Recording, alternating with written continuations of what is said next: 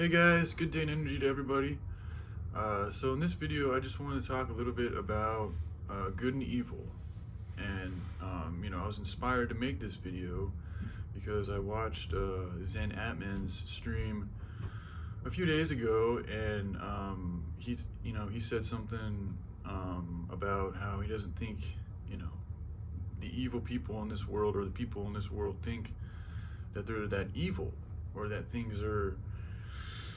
I don't know, I don't want to say verbatim word for word because I don't remember exactly what he said, but essentially the consensus I got was he didn't think that there was as much of a, evil threat out there, and that there's people that are really, really systematically like devoting their lives to making, things just hellish here, and I'd have to say I think I disagree. I think that there are people, collections of people, teams of people, of entities that do exactly that, that thrive off of, that are soldiers for Satan, essentially, just like you have soldiers for God who wake up and are filled with the passion to just want to save the world every day and help people out as much as they can. I mean, they get tired and they got to rest and they got to eat and this and that, but essentially there's something in them that continues to propel them down a course that's towards a particular goal. That goal just happens to be to save the world.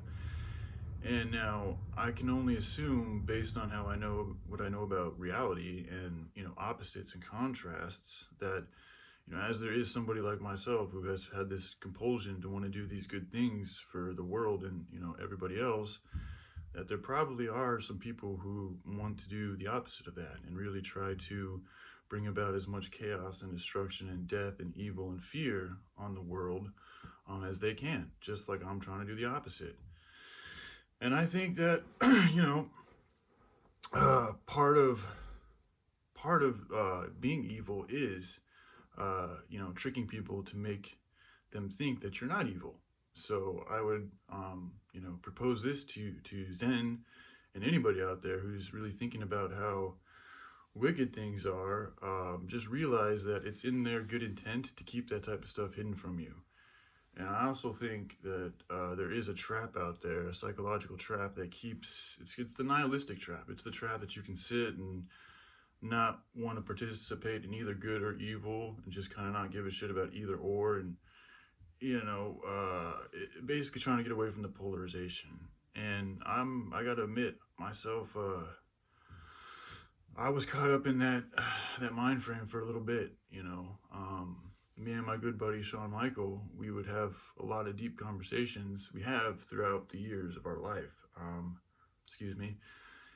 And yeah, that's something that we would go back to time and time again, is just how polarized I'd be about, wanting to be good and serve, love and God, and, fight the devil and demons and all this and that. And, he would always, caution against my polarization and say that it can cause madness. And it can. He's absolutely right. If you don't know how to tame your passion, this is why the Bible is really an important book. It's a brilliant book in so many different ways, but it also teaches you, not only does it teach you about how to get closer to God, but it teaches you discipline. Like, if you really take it to heart and follow the little scriptures word by word and verbatim and really put it to heart, you're going to be very disciplined. You're going to be sharp. You're going to be iron. You're going to be somebody who's able to react well when things aren't going well.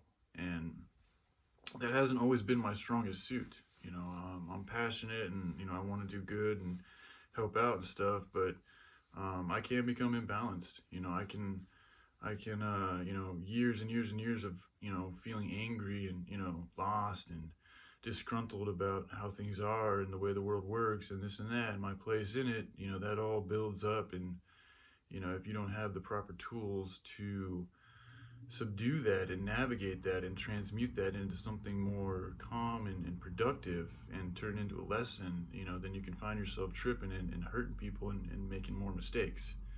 So anyway, I'm kind of getting off tangent, but I just wanted to share that about the Bible, that it's also, not only is it your connection to God and, salvation and all this and that, it's also just a great tool for learning and developing your discipline, which is really important when you're dealing with passions, especially if you're trying to be a spiritual warrior, because you're going to get hit with a lot of resistance. When you start trying to fight that good fight, they're gonna be like, oh, the other side's gonna be like, okay, he's trying to flex some muscles. We're gonna go throw him a little spar, and see how he does with this. And that's where you're gonna want to have your armor of God. You're gonna want to have your teachings. You're gonna want to have your your spiritual essence in a very good place, so that you can react well when you get hit, with these type of resistances, or spiritual attacks, or just ways the universe helps itself grow more. So anyway, again, I'm kind of digressing, but another thing I want to talk about real quick was, and this has to go back to Shawn Michael and his, it's actually a real good idea. He broke down good and evil a very simplistic way that I think maybe more people can relate to than just calling it good and evil, because those two words seem to have a lot of connotations with them. So he broke it down to demanifestation as compared to manifestation. So evil would be demanifestation, and love or God or good would be manifestation. And that kind of makes sense, right? For evil things or things that destroy, that's demanifestation. Things that create, that want to love, that want to help grow and heal would be manifestation, to push more into the universe, to expand things. Then you have the thing that's trying to contract and trying to take away and lessen. So even from that standpoint, I mean, it's really difficult. I don't even fight it anymore. Like, there's a hot and a cold, there's a good and a bad, there's positive and negative. There's people that are trying to make people sick, and there's people that are trying to make people, heal and get better. So, and if you also look at this whole COVID thing, even 9/11, like, just try to imagine the amount of people that would have to be working together. Very, very, I mean, this is a seriously serious organization that's very committed to some very, I mean, they're killing people, man. I mean, this is life or death commitment. These people will die for their cause. I'm making assumptions again, but if they're willing to kill people, and do this and that, put their lives and their goodness in jeopardy and all that, I'm assuming that they're willing to give their lives for this cause, and if not their lives, then their livelihood, and they're also, just with the COVID thing, just think about, what we have over 100 countries on the planet, essentially all of the governments, we hear about all these different countries that are locked down. They all had to be in cahoots. It's it's a pretty big organization, and that's why I also feel like it's more than just a few bad men running around doing stuff. No, it's a whole hierarchy of, it's the devil. The devil's in charge, and he's got his demons and his minions, and then they have their little puppets that do their things, and those puppets have their puppets, and it's a tier that goes down like a pyramid. And so, I just think that things are much more, controlled and contrived and designed and premeditated and pre-programmed to have a particular effect than we think. And they want us to not think that it is that way, because if we did think it was that way, then we would be aware of their programming, and their programming wouldn't be as effective. So just try to realize that part of their trick into this whole thing is getting you to think that this is not as bad as it is.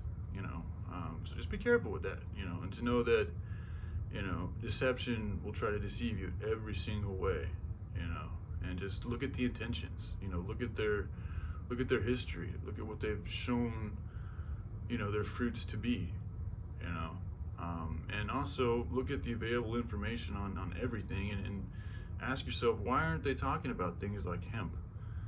Why aren't they talking about all the, this is again kind of something to Zen, I mean, you out of, probably have showed more alternative ways of healing and just spirituality in general than anybody I've seen on YouTube, and yet, these are things that are unheard of in mainstream, medical societies.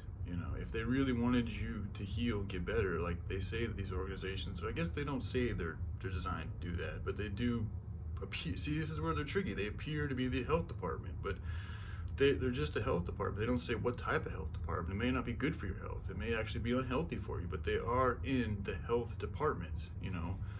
They have things that affect your health, so it is a department of health, but it might not be a good health department. See, this is where you have to get specific with words, You know, we have a health department, but it's not a good health department. So just like we have a government right now, but it's a corrupt government.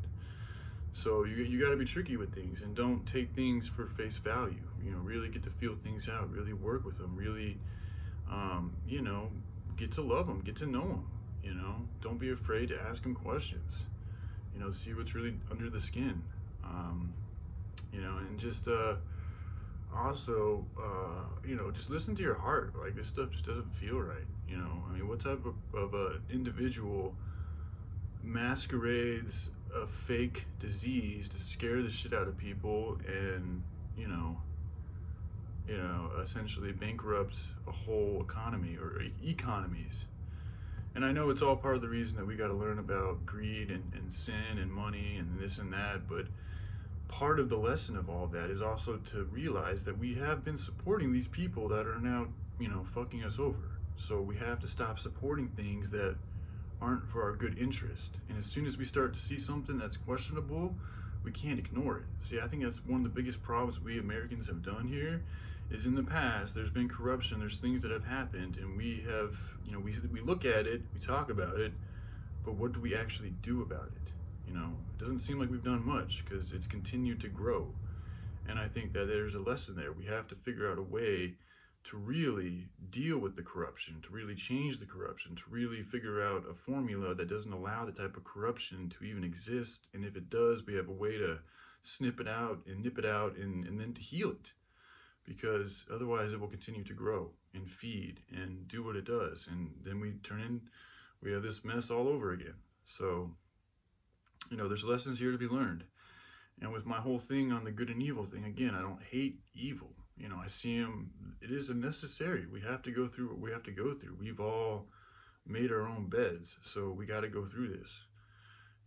We got to learn the lesson. We have to have these people doing the things that they're doing to us so that we learn the lesson that we have to learn so that we can all grow. Because we've been doing the same shit over and over again. We've been sinning. We've been killing each other. We've been hurting each other. It comes to a point to where you either got to learn the lesson or it's time to move on type thing. So let's learn the lesson, everybody. All right?